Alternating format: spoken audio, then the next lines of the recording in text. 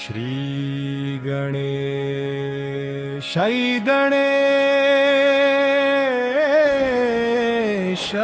नमः। नारद उवाच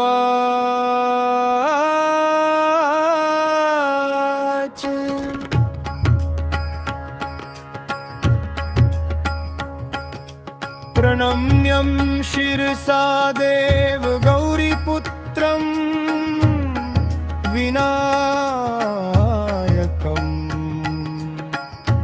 भक्तावासं स्मरे नित्यं आयु कामार्थसिद्धये। प्रथमं वक्रतुण्डं च एकदन्तं द्वितीयकम्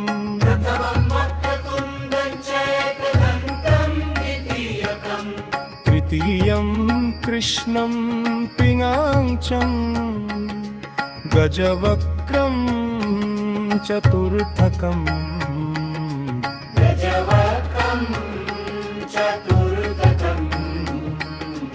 लम्बोदरं पञ्चमं च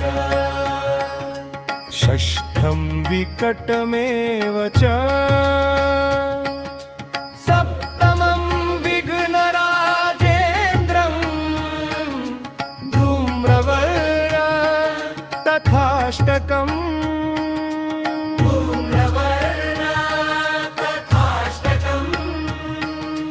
नवमं भालचन्द्रं च दशमं तु विनायकम्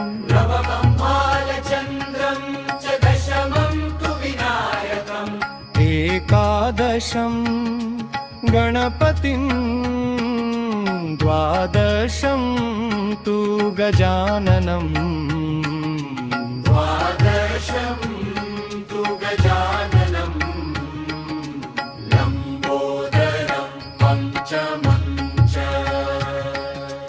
विद्यार्थी लभते विद्यान्दरार्थी लभते धनम्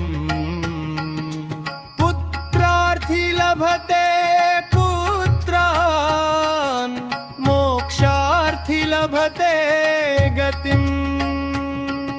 जपेत् गणपति स्तोत्रम् षड्भिर्मासे फलं लभे संवत्सरेण सिद्धिं च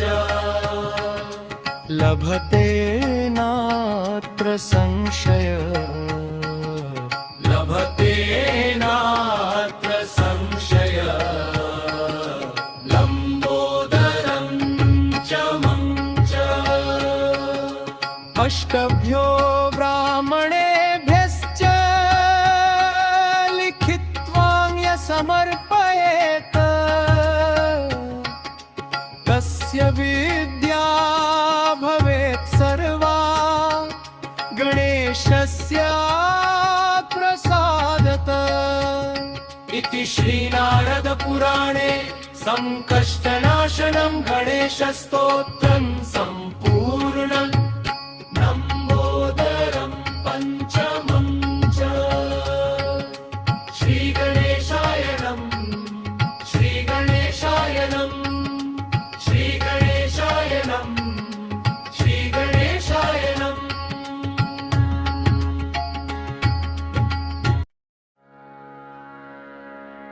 श्रीगणेशाय गणेशाय नमः। नारद उवाच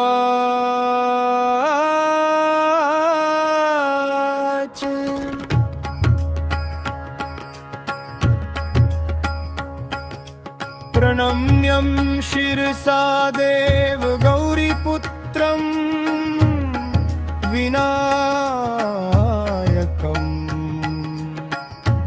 भक्तावासं स्मरे नित्यं आयु कामार्थसिद्धये। प्रथमं वक्रतुण्डं च एकदन्तं द्वितीयकम् प्रथमं वक्रतुण्डं च एकदन्तं द्वितीयकम् तृतीयं कृष्णं पिङाक्षं गजवक्त्रं चतुर्थकम्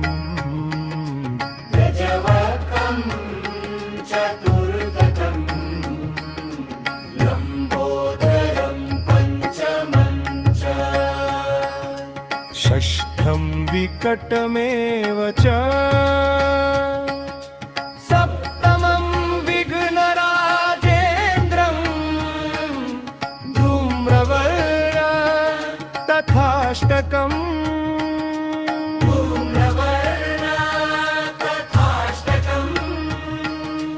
नवमं भालचन्द्रं च दशमं तु विनायकम्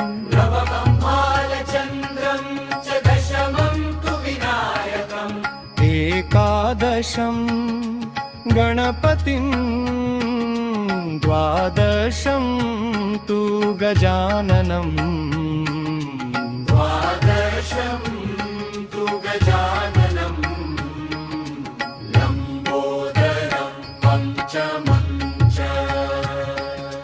विद्यार्थी लभते विद्यान्दरार्थी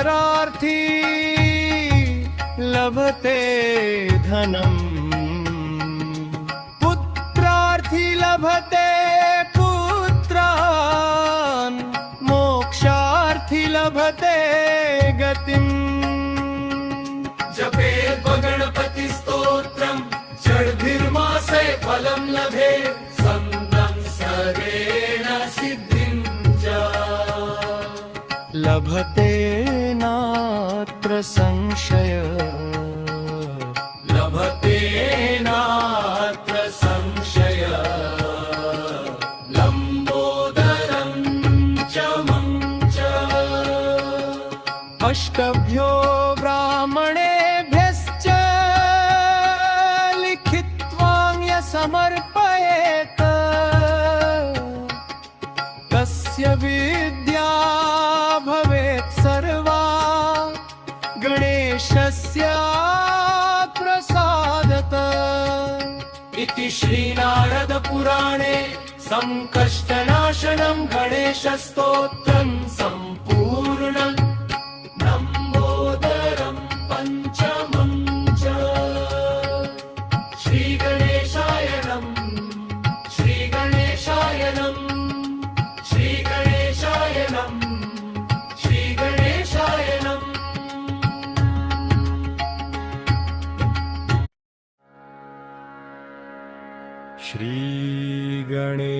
श्रीगणेशाय गणेशाय नमः नारद उवाच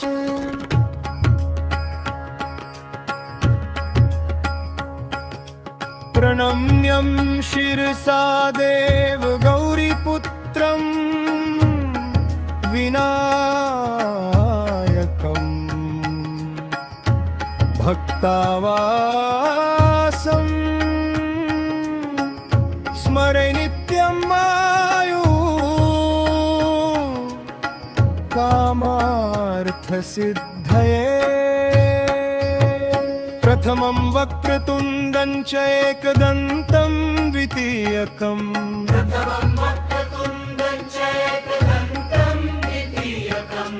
तृतीयं कृष्णं पिङाक्षं गजवक्त्रं चतुर्थकम्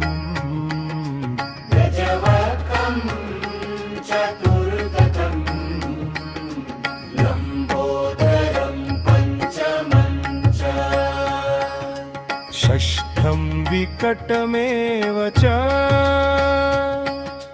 सप्तमं विघ्नराजेन्द्रं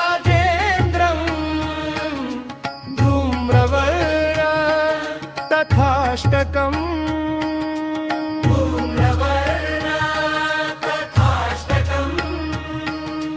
नवमं भालचन्द्रं च दशमं तु विनायकम्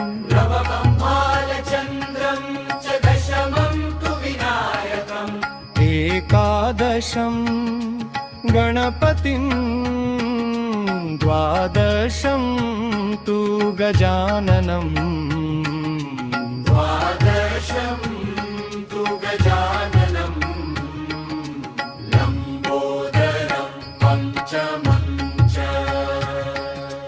विद्यार्थी लभते विद्यान्दरार्थी लभते धनम् पुत्रार्थी लभते पुत्रान् मोक्षार्थी लभते गतिम् जपेत् गणपति स्तोत्रं षड्भिर्मासे फलं लभे सन्तं सरेण सिद्धिं च लभते नात्र संशय लभते नात्र संशय लम्बोदरं च मं च अष्टभ्यो ब्राह्मणेभ्यश्च लिखित्वान्य समर्पयेत् तस्य विद्या भवेत् सर्वा गणेशस्य प्रसादत इति श्रीनारद पुराणे संकष्टनाशनं गणेशस्तोत्रं